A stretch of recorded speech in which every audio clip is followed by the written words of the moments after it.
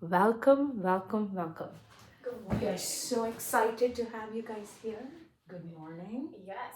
Pleasure seeing you this morning. Likewise. Pleasure seeing you all this morning. Thank you for coming into our little cove of conversation. Absolutely. I kind of want to jump right in. Yes. So as you know from our title, we are Big Venus Energy, and I want to talk more and explore more about just that, the Okay. energy of it, and also kind of some current events. What events have Okay, rattled in your not brain? not crazy, not too many crazy things, but it was the 4th of July yesterday. And FYI, it was also our wedding anniversary yesterday. Oh, happy anniversary! Thank you. I like that celebration so much more. 19 years married. And I remember sitting at the dais, altar dais thing of our wedding back in India in 2004. Hari and I joking about how on Independence Day we are losing each other's independence. That's so fun. Okay, so 4th of July. You had thoughts on 4th of July? So, I've done a lot of studying in the last 19 years. Okay. Health sciences related mostly. She's a little older than 19 years. I know it seems like she's just 19, y'all, and studying for 19. Come on. I feel like I look so old now. The glasses do add Yes. a couple of extra years. And I love them. We'll get into that. I need gold on my face. Oh, gold. Yes, I want some gold frames. Okay, you guys, here's what you need to do. You need to guess her age on our comments, okay? And we'll see what your guesses are. Yes, I'm very curious. So I live a more alternative lifestyle now. I'm vegan. I am a health coach. I do a lot with doing small things that make a big difference. And part of that journey has given me a lot of perspective on things that we do as a culture here in the United States that kind of laughs in the face of our wellness as a society, as a collective, as people who claim to care about the direction that we're going with our environment, even. So a little setting the stage. Sharda here. Lo, our beautiful, gorgeous Lo, who's 19 years old in my eyes. She was born and brought up. You were born and brought up in the U.S. Yes. I was born and brought up in India, and I moved here a good 21 years ago. That's incredible. So our conversation about what happens in the U.S. now comes from a perspective of how we grew up, and yet we're living here at the same time. So you're talking about our perspective on wellness right now. Right. Okay, so in today's, whatever, operations, we love animals. Everyone wants to talk about how much they love animals. Everybody's a dog mom or a cat mom or whatever exotic pet you decide to keep. Mom. We're keeping animals, Yes. okay. And we care about them so much that they have moisturizers and CBD lines and groomers that will come to your house and dog hotels and doggy daycares and cat cafes. However, on the 4th of July, more animals go missing every year on this one night than any other time of the year. Exactly. Why? Fireworks. They get scared? Yes. And can you imagine? Also, we're celebrating Independence Day.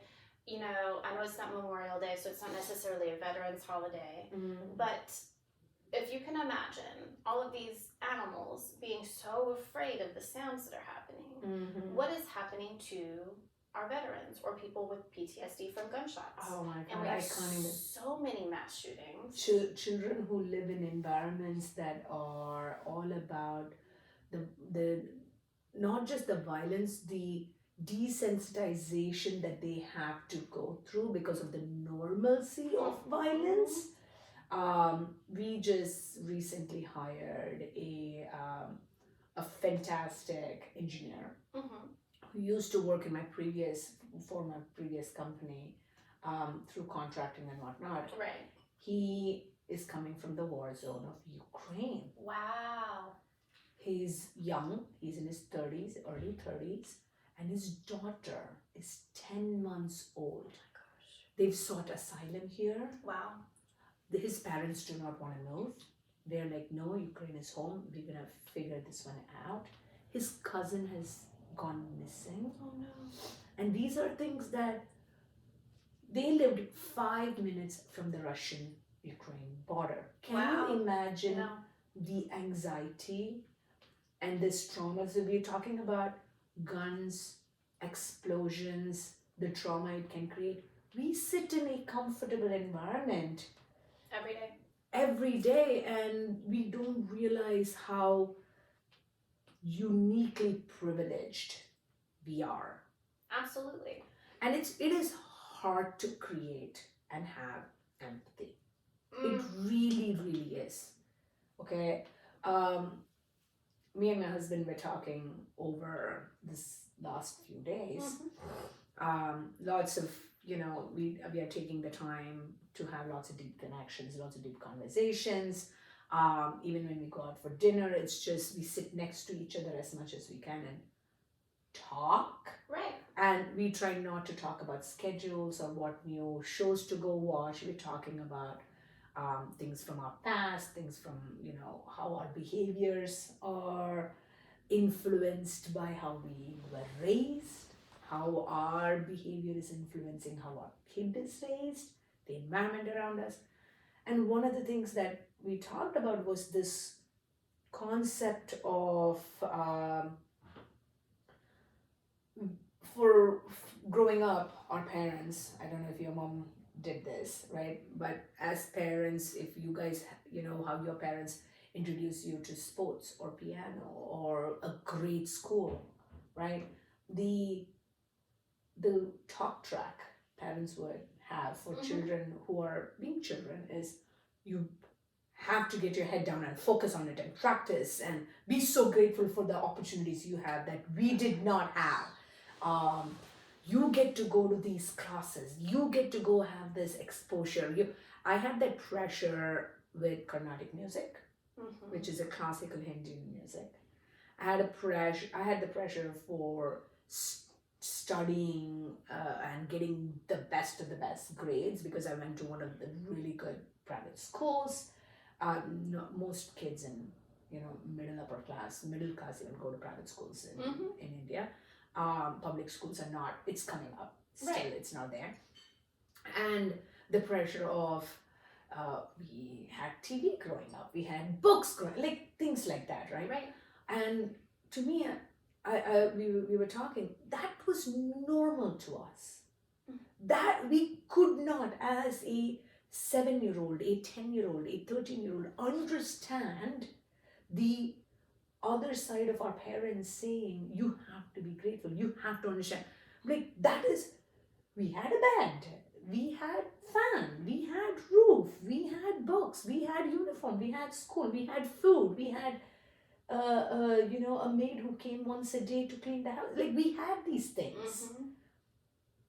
If we put that kind of pressure on our kid, I didn't have tennis growing up or didn't have these many devices growing Oh up, my goodness. right? I had a lot. Let's not be, but now I shouldn't be like, dude, you're having all these opportunities I didn't have. Take advantage of. That's a pressure that is an internal familial pressure. They don't know what that is. There are other kids suffering. Oh my gosh, yes. You need to appreciate. Not that I have not been guilty of it. When my kid has food on the plate, honey, there are those who don't have food. My kid would probably not know what pangs of hunger is going to be like because that's not how his reality of growing up is. Ever. Food is abundant. I mean, I hope it's ever. Never know. Well, I mean, in his experience right now. Until yes, now. Yeah. Yes. So your point of, I didn't know 4th of July is the day when most animals that are pet kind of animals, or even non-pets, just scatter Right. from Well, fire. because they're beyond our perception. Yes. So what I feel like majority of the people that I run into are, operating not super intentionally. Okay, it's very, this is what we do because this is what we do. And Yeah. it's just the way it's been. And Yeah. this is, how it is. This is how we celebrate. And I have so many questions about the way we spend exuberant amounts of money on entertainment, purely entertainment. And it's historical. Let's go back millennia. Look at the Colosseums. We love a show. Yes. We love drama as humans. And we use that same sense of wanting to be entertained to hunt and kill animals too. Oh my gosh. To hunt and kill other human beings. I mean, wars. Absolutely. It is this very Martian energy, and but to be entertained is great. I love Cirque. That is my guilty pleasure of love of entertainment. I could sit there and watch acrobats and dancers and performance. Give it to me, because that is, to me, and I'm a bit of a masochist, I will tell you. I even have a hand crank coffee grinder because I have to work for everything. And that's something I've been trying to deconstruct about myself. Why do I have to work so hard to enjoy something? But exploring, everyone's going to go to this fireworks show. Even the place where I pay a lot of money for Ari to go to summer camp right now, my daughter. They closed early because the park that connects to the parking lot, it's a whole complex, is having the big 4th of July celebration. It was on Monday, and they were closing at 5. And I pay for after school care because I get off of work at 5. I don't make it to pick her up until almost 6. But they were closing early, so I had to, and thankfully we closed the office early. Thankfully. Yes. That is not, again, a luxury most people Experience. can have. This exactly. is why empathy is a very hard thing when you can't take the moment to really think about, or more than think about, find people and talk to them about it. Right. Gotta have that exposure in your life. Just thinking about it does not give you empathy. You need to, I will only feel for you because you're my friend.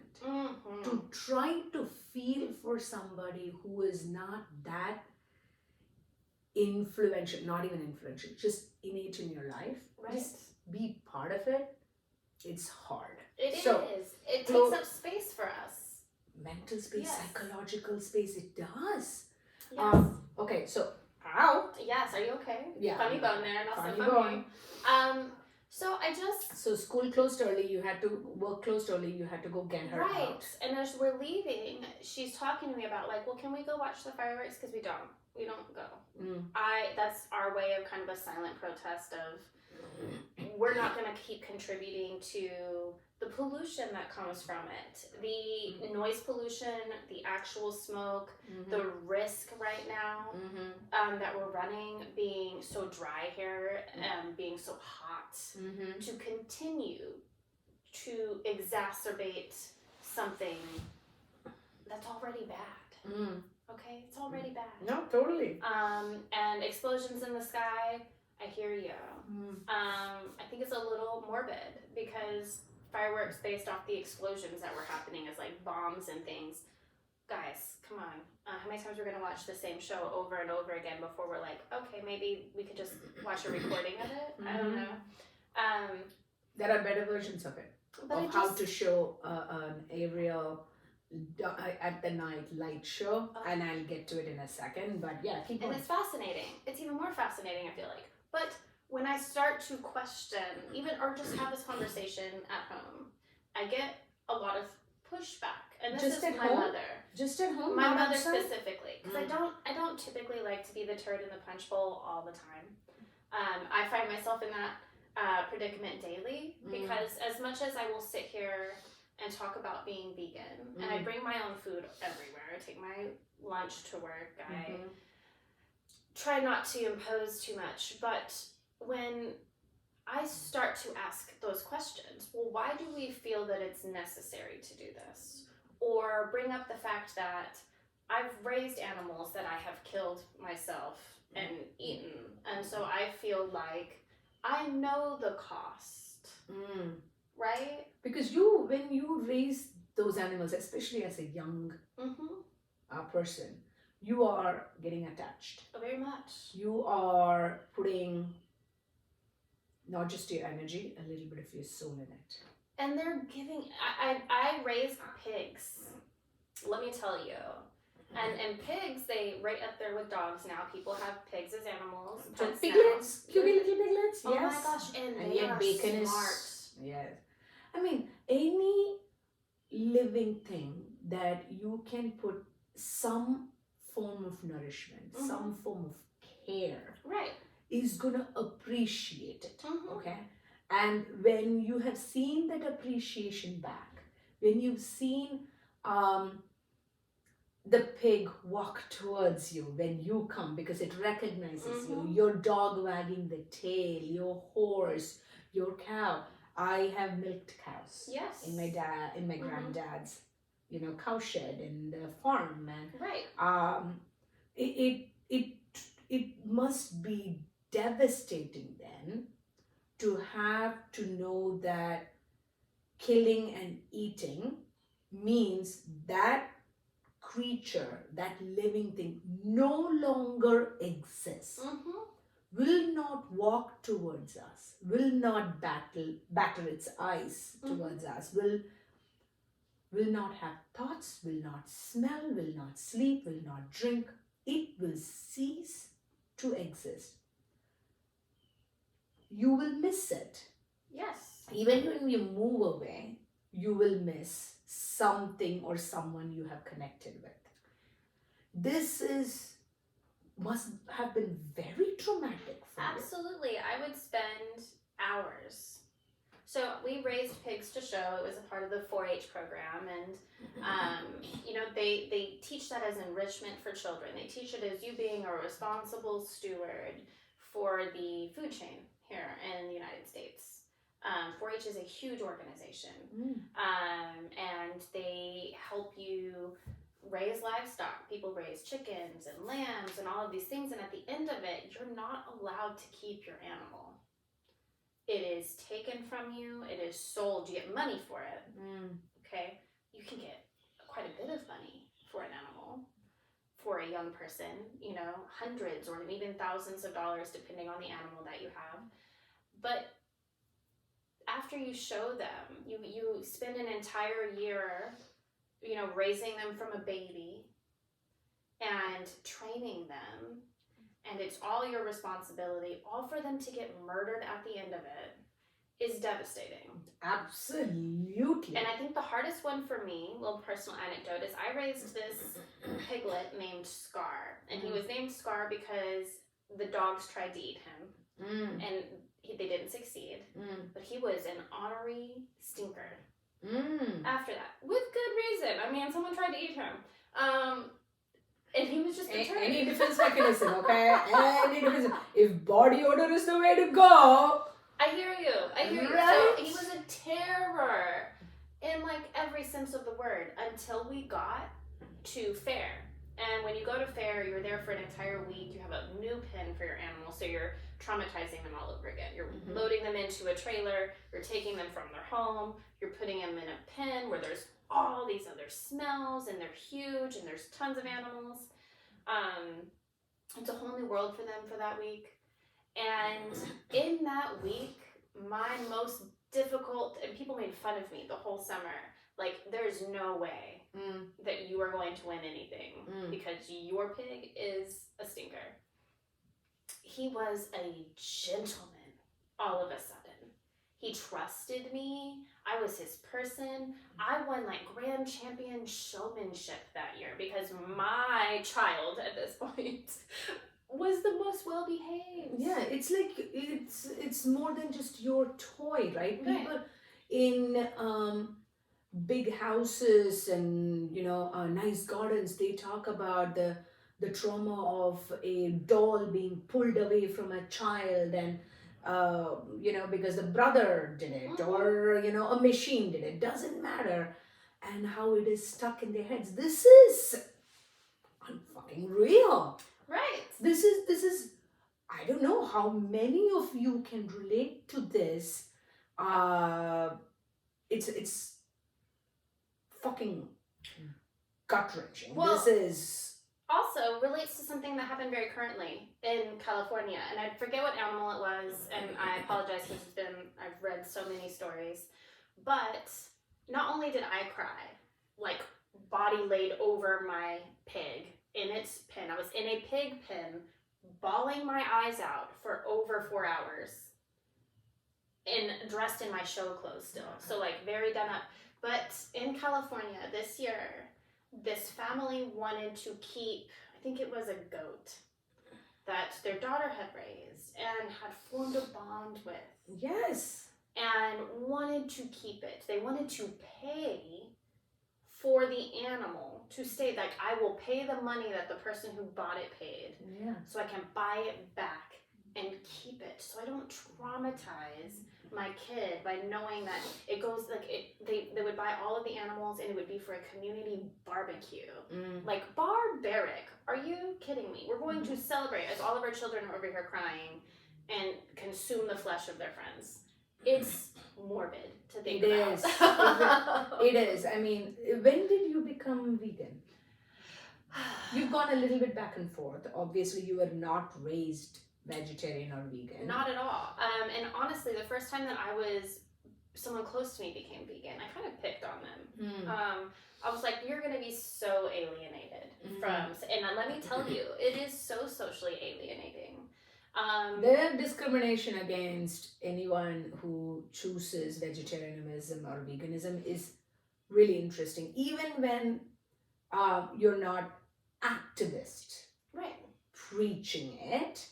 None of us are saying, and I have my story on when I became a vegetarian. But so, someone close to you became a vegan. And I made fun of them. I was in college still. Okay. And the reason they were going vegan was very noble. Their mother had been diagnosed with cancer, and they had read, and it is true, that the vegan diet, and even just being vegetarian, will reduce the inflammation that kind of causes chronic disease. I mean, if we can think about it, imagine as human beings we have muscle and fat. Okay. Oh my gosh. And as animals, they have muscle and fat. You are telling me to be couch potato. Do not work out. Do not walk around. Do not run around. Do not gain muscle. I want you to be as fatty as you can be, is how we raise our animals. Oh. Yes. Back and forth, but yes. And also, I mean, that's why they're like more fat weight. You don't want muscle in your, you don't want it chewy. That is such an interesting topic. I mean, it's coming from somebody who's hardly eaten meat. Let me tell you, I used to eat 16-ounce steaks by myself. And when people would cut the fat off of their steaks, I would eat it. I wanted that fat. I did not like beans or potatoes. I felt like those were filler foods. Bring me my meat.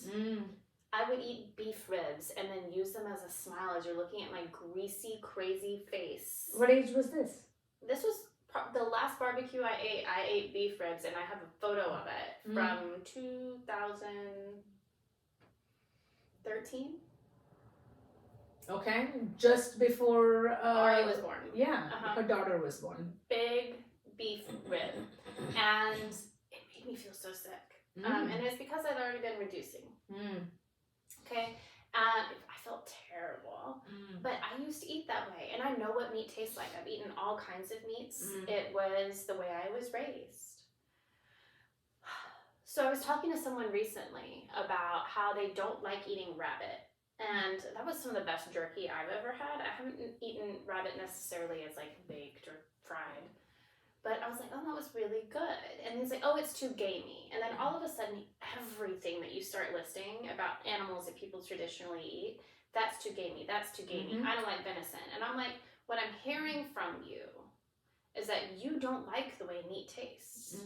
And the reason beef and chicken doesn't have a gamey flavor is because those are domesticated animals. Correct. You're They're fattening them. eating corn Yep. and grain, but they're not eating a natural diet. No, it's not just eating natural diet. You're also not letting them run around getting chased by predators. Right. They're not building strength in their muscles. They're not building immunity in their muscles. They're not building any of those things. Right. They are literally, you're eating couch potato animals. Yes. Right? This is, so I want to go back, if you Okay. don't mind. Scar is bought and sacrificed, Yes. okay, in the name of nourishment of others. Yes, and Okay. I got a payment of $650 Great. for my pet. And yes, you can hear a little bit of passive aggressiveness and sarcasm in how I just said it, but please find a way to counteract this and see the truth in it. I'm not saying this to go into an argument. You do you. I have family members Right. who eat meat. I'm just asking from the perspective of as a child, you are said, hey, this is for the society, this is for the nourishment of human beings. I'm just stating a fact, right? Do your heart torn apart, Totally. crying? You are how old? Preteen age? So 10 say to 10. 12. Say 10, okay. To you continuing to eat meat. So you didn't process this depth of what happened. Like, I don't know how long you've been processing. You're definitely talking it out loud Yes. right now to another human being that is not your family, and maybe you have done that a couple of times. Now you're putting it out there in a video. Well, it's really curious because when you have these feelings or you're trying to process them to people who raise animals to slaughter them, they remove that from you. They don't want you to think about it that way. It is the way it is. How else do we get this yummy food on your plate? As if there's no other option than to eat that animal. If there is no other choice than to continue this kind of cycle of very barbaric practice. Like, let me tell you, breeding of animals to create these litters for these programs, it's so deeply invested and capital consuming and resource consuming, because then you have to buy feed, then you have to have a trailer, you have to have a truck to take the trailer, you have to have gas to get it there, you have to have pens, you have to repair pens. I, as a child, had to learn to castrate these piglets on myself. So I had a little hook blade, would squeeze them out, snap them off, and that was a normal part of my life. Screaming. The Tiny piglet is piglets. screaming. Yes. So from you doing all of that to you feeling intense emotional trauma to you continuing to eat meat, you ate. So was there, especially, I remember you talking about you overindulged in eating, right? That's an emotional, when you fill up your emotional holes with eating. Yep, done, been there. Was that, reflecting back, was that like, hey, I'm going to compartmentalize this shit. I've been programmed to think this is tasty. Trust me, we can program our taste buds and our brains to think anything. Absolutely. It can happen, okay? To the point where was it college when you started? Honestly, it was so I dropped out of biomedical science college major when I realized that the nutrition background that I I felt like doctors should have. And this is me personally. I'm a deeply flawed human. I don't know everything, but what was true to me was obviously there is a connection in what we consume to how healthy we are. Always. Right. We all want to say diet and exercise. Everyone wants to count calories.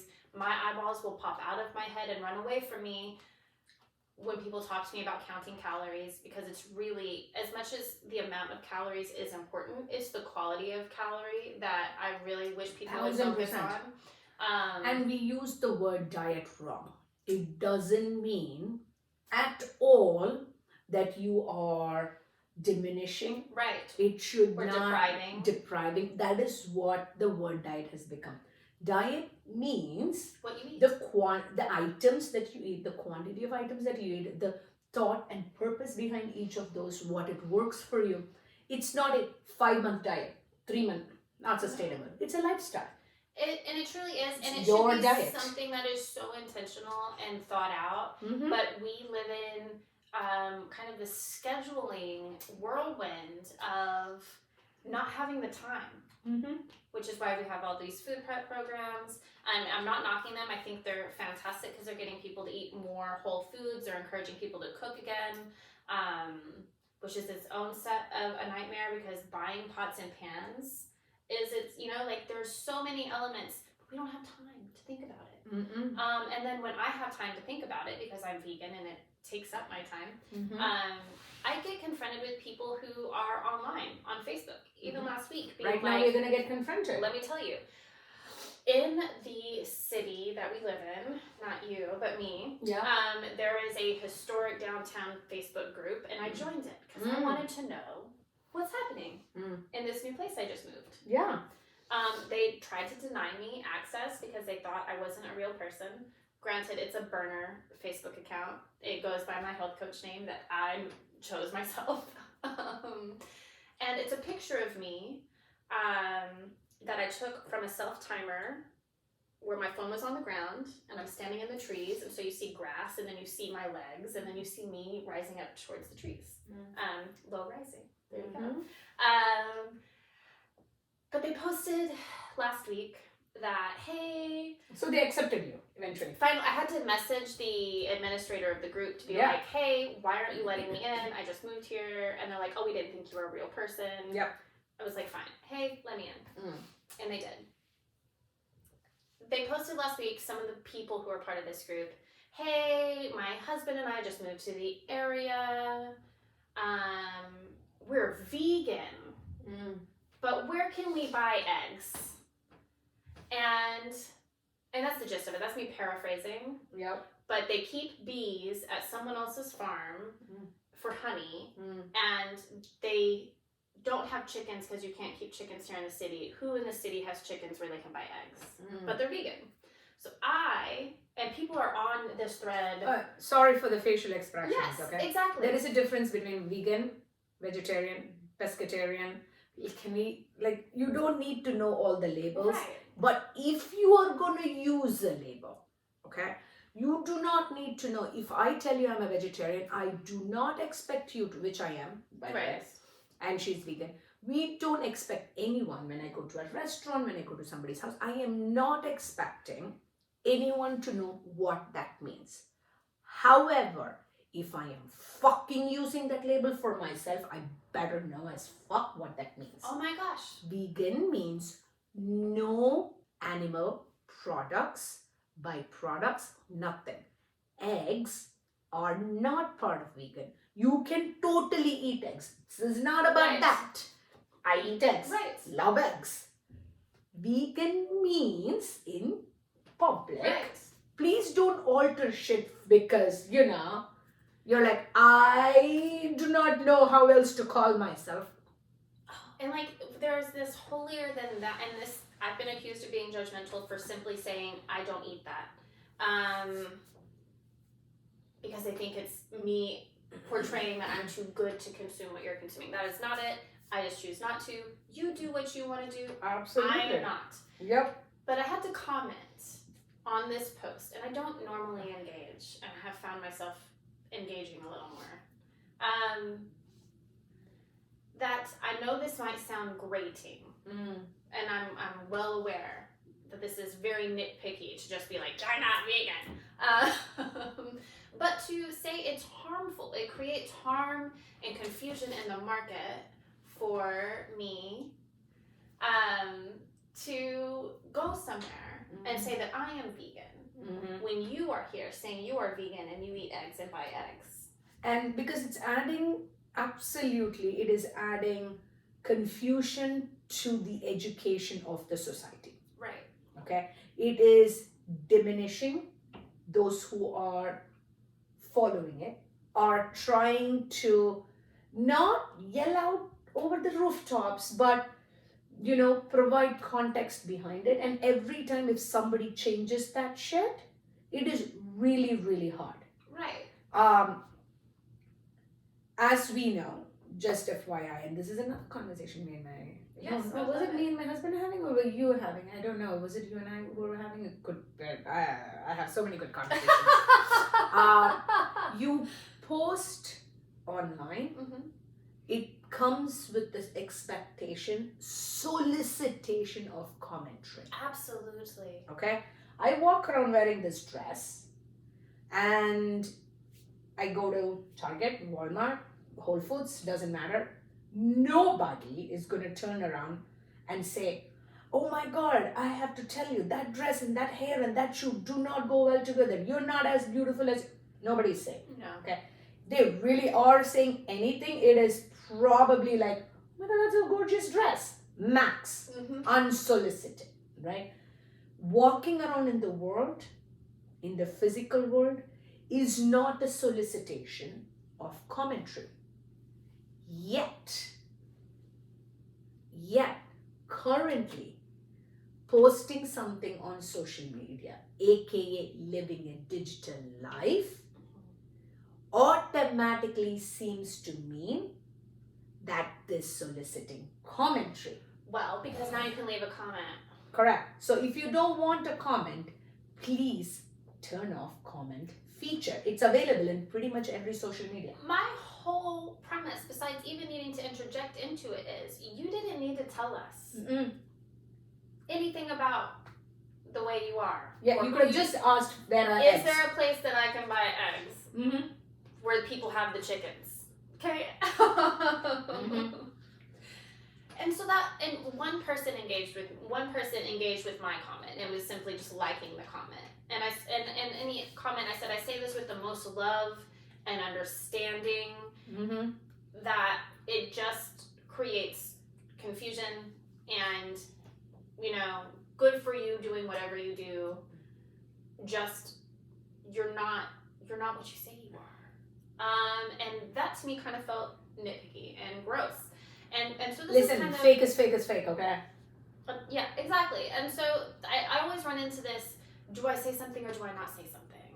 But in regard to the July 4th fireworks and those entertainments, the fact that they closed down a street, they created more traffic, all of the police force in this area was in a parking lot where they were blocking entrances and exits with one way in and one way out, and there were thousands of people there. And there was a horrible storm that night. Does it already create this huge level of anxiety? And then you're gonna go set off fireworks, which can cause fires, cause pollution, can make your dog run away, it's gonna scare the bejesus out of all the wildlife because they have no idea what's happening. And we're doing it in this field where I have seen hawks, beautiful hawks, very close to me. And it just baffles me because on one end we want to be really, really proud to be Texans, and on the other, on the same foot, we want to go and not only destroy plant and wildlife, poison the waters, all of those things. So I just want people to start asking the questions of why are we doing this? What is it called? Is it cost effect? Caustic? No, cost effect. There's something opportunity where you have to understand that if you take this opportunity to do something, it costs you something else. Correct. Okay? Some cost. Yeah, I learned No, in it's not economics some class cost. years. It's not some cost. It's oh my god. It's an opportunity cost. It is opportunity cost. That's the Okay, thing. yes. Some cost is you've already put in the cost and you're trying to get that value out of that cost. Mhm. This is opportunity cost, right? Which is where, whether it is for entertainment, whether it is for breeding animals and eating, Mhm. the conversation about money, cost, economy comes into play, Right. and it is almost always a attack based. Mhm. Do you know the number of jobs that fireworks show supports across the country? Do you want to take those jobs away? Do you know the number of economic support of all the vendors who provide? Do you want to take that away? No, but what I do want to do is I want to reinvest. So I'm going to take those jobs that we're losing here and I want to invest them in waste management. If they did not exist, we will find other ways to exist. There are so many jobs that we need to be doing. And we need to hello, create. my creek beds, I shouldn't be having to take trash bags with me on my walk to go pick up the trash. Hello, I would pay someone to clean our waterways, our natural waterways. Yes. Please. My kids' school here, they have a fantastic program, which is sad now, hearing about this conversation, right? I said fantastic. They have a program, part of the environmental club, Mhm. where once a month they have kids participate in creek cleanup. I love that. I think from a children's perspective, it helps them understand not to pollute and to volunteer and whatnot. But to your point, if certain jobs didn't exist, if breeding of animals to eat them didn't exist, we would not have this many animals running around. Please do not use the conversation with us, or at least me, in saying, oh my god, we need animal control, for fuck's sake, you're overbreeding them, okay? That wouldn't exist. If those jobs didn't exist, those who are managing cattle, those who are running the manufacturing, meat processing unit, distribution, they will be other jobs. We will create them. Invention comes from necessity. I would like to expand on this a little bit.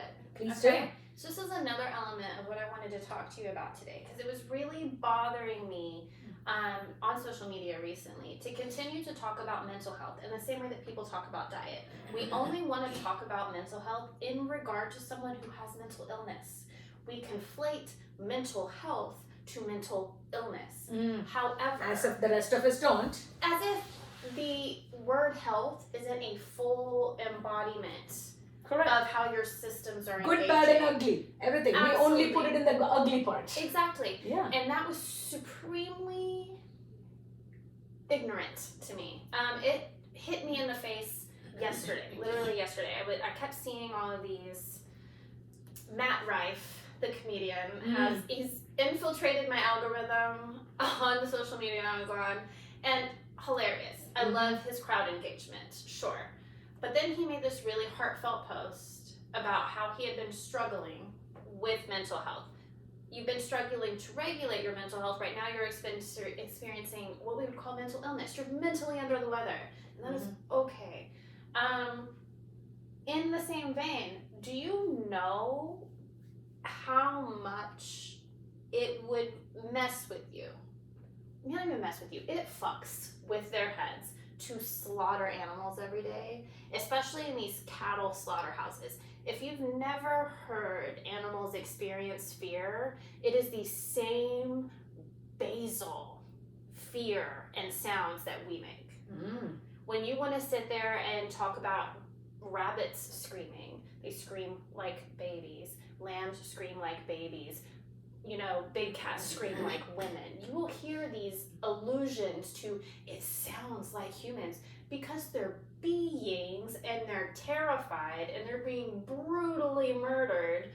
And It's real, and there's people there that have to do it. And then you watch some of the videos that come from these places and the cruelty you will see these people exhibit, and you know that it bleeds into the rest of their life, because if they have to be so insensitive to this life, what makes you think that they have any capacity to allow humanity into their other parts of life? It is very, very hard. Do you want me to tell you the story of how Yes. I was born and brought up vegetarian. Okay. That was the normalcy of my life. Right. Okay. My parents followed and my grandparents followed the Brahmanism way of Hinduism. Very holy. I mean, I'm saying the word followed as in they chose it, because apparently they are chosen. Inherit. Which is a completely different conversation, so we'll get to it another day. So I was born and brought up vegetarian, right? The exposure to consuming animal food and animals in food, meat, came when I went to school. The school I went to would not allow meat food to be brought as lunch. You cannot bring, it has to be only vegetarian food. I don't think even eggs were allowed into the school, okay? I don't remember that part. Maybe eggs were allowed, but definitely no meat was allowed into the school premises, okay? So only as I got older, maybe in middle school, high school, did I hear of friends saying, oh, I can't bring this because I used to love, whether it is chicken or whatever else. Beef was not, cow is sacred, so beef was never part of the conversation. So it would be chicken, it would be lamb, it would be fish. I just started hearing, right? I remember as a child going into the market with my housekeeper to buy, and I would see fish, I would see lamb, and no, that's not for you, obviously, right? And so that's how I grew up. When I came to the US, obviously the exposure to meat is a whole lot more. I started eating a little bit. First time by mistake, second time by trying a little. Never into ever, I never had a hamburger, didn't get into it. I never enjoyed the flavor of meat, in that sense that I never allowed my body, or I never gave in to the flavor of meat, okay? But I was enjoying. This was much later, close to and I think I was 30.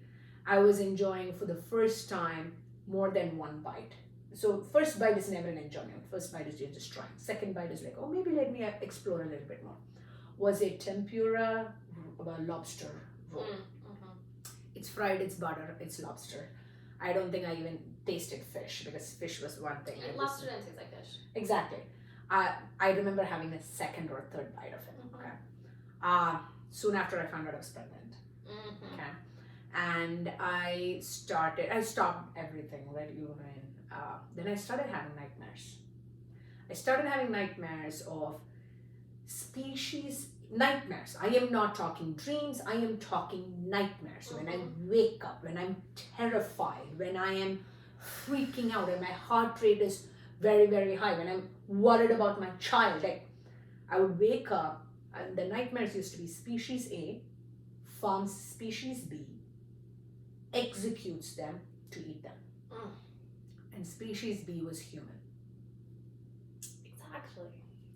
So to me, I'm like, just because we can walk, we can talk, we can walk on two legs, we can invent the wheel, we can invent the computer, means that we as a species get to kill another species. Defense is a completely different thing. You fucking swing something at me to protect my life or my child's life, I will take a punch at you and even kill you. That's a completely different. To actually cage, to kill for eating when you have so many other options? I would just like to expand on that too, because not only are we caging them, we're literally creating their life on a mass scale, Absolutely. only to then decimate that life. Absolutely. and it kind of also gets into our mass incarceration system, which I would love to talk about another time because I have a little bit of an abolitionist mindset. I don't have solutions yet, so I will only talk about certain things, and I would love to talk about solutions and rehabilitations of these sorts of things. But if so much of our regular life is so violent, how could we possibly understand peace? Really, really hard to understand what that word even means when it is so easy for us to inflict harm. As necessity. So, did you see the latest? I'm going to assume several of you saw the latest Guardians of the Galaxy movie. I have not seen it. Okay. I don't know whether I need to break this to her or not, but the villain, do I or do I not? Please. Okay.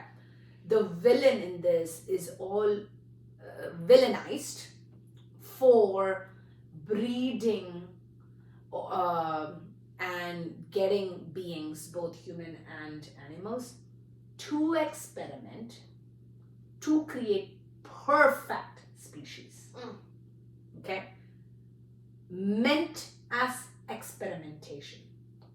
How are what we are doing as a society, raising animals in different ways and methods, and its nourishment, in its cages and pasture raised, whatever it is, not experimenting for our own benefit? How is that? It is really, really hard. I am trying hard not to even go have eggs because I'm hoping, I don't know, to me eggs is, it's the if you don't allow a rooster and a hen to have sex, fertilize, egg is an egg is an egg, it is going to be popped out. Let's utilize it, because you know what the chickens will do? They will walk on it and they will trample it. And they also eat them themselves. They do, right? So that is a part of, it's like a apple falling off a tree. You can, to me, that I don't know whether I'm rationalizing or not. Maybe I am rationalizing, who knows, right? I totally could be rationalizing. I don't drink milk, I don't drink coffee or anything. It's not that I don't drink milk as in I have ice cream, I have yogurt. I'm just saying I don't like milk. But some things seem to be too much for me and some things are not. Acceptable. Which is okay. That's how every human is. But I think we should ask these questions because every time I eat an egg, I'm thinking. And you should be. And I also want to say, in the same vein, because we have a lot of people who are very radical about life rights right now. Everyone wants to be pro-life. And while I hear you, I have a lot of questions about your pro-life ideas and how exclusionary that they are. Because if life begins at conception, I have a lot of questions about our practices. And even our support systems. And if we have all these, I don't know if you've gotten into any wormholes of conspiracy theories, but I try very hard not to. Okay, so there's this crazy conspiracy theory that these very young children, or they have like these human farms. There literally has been a human farm in Brazil that they've discovered. See, my nightmares were not wrong. So yes, so then they would take these babies and they murder them in these rituals for their adrenochrome, which is like whatever naturally occurring substance that keeps you youthful. Oh shit. So, and then you get bled into like the lizard people. It's quite salacious. But if we're not okay with that level of experimentation, if we're not okay with that level of manufacturing life to then end the life for our benefit, the hypocrisy of it all. Seriously, and this isn't to blame anybody because it's just a conversation. This is like, how many of you are thinking about these things? When do you think about it? When did your trauma start? Right? I mean, we talked about explosives, and I grew up around, in the culture of celebrating Diwali with explosives, right? Things that I still have fantastic memories of being adventurous and holding these crackers in my hand and like, look at me, I'm a badass. I will hold it, I will light it, I will throw it, it will not burst in my arms. My timing is fantastic. Right. My hand-eye I still take a little pride, obviously, in it. But I also grew up very asthmatic. Okay. Very asthmatic. Air Since quality. less than a year old, my parents have shuttled me to doctors and hospitals all the time, right? Very asthmatic, I grew up. Diwalis were the worst time for my asthma. Created loads of bronchitis for my dad too. Okay. And when did I start enjoying this loud sounds of explosives? Forget about the bombs and whatnot. I'm talking about crackers because even as an adult, we will all get startled. Okay. So as a child, as a baby, how many of our babies have cried? When did you get startled? When did the startle become, oh, that's okay, I should participate in it? Because I remember my child, baby, becoming a mom, becoming a parent,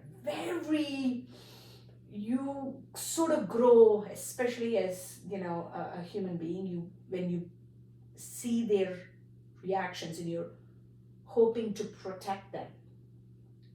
I remember living on a high rise in Chicago. I don't remember. I lived in a high rise in Chicago. Literally, you can stare out of the window and Navy Pier. Okay. Forget about July 4th. Right. All summer, or over Navy Pier, Wednesday and Saturday, fireworks. My baby is a summer baby. Guess what happened Wednesday and Saturday at 9 p.m. I can't imagine. So my baby would wake up screaming. What we loved getting there. Oh my God, look at the view of our condo overlooking the lake and the pier. You can sit right here. Don't need to go into the crowd. Sit right here on a chair and watch. Became a fucking problem. Yes. To the point where I had to tell my child, it's okay, honey, you're protected right here. That's okay, it's just fireworks. So I trained my baby to not be startled by that. And how counterintuitive, because right now, all over the world, those explosives are dangerous, and no amount of a mother being able to say, I'm here to protect you, actually means that they're protected, because even the mother is not safe. No one is. And we make concessions for it. And we won't get too far into it because it is very controversial, but the Gaza Strip, this has been happening for literal decades. We're looking at Ukraine right now and having but it's been happening our entire lives, where explosives aren't entertainment, explosives are detriment, and we are creating this like violent desensitizing of our systems. We totally where are. we aren't supposed to experience fear.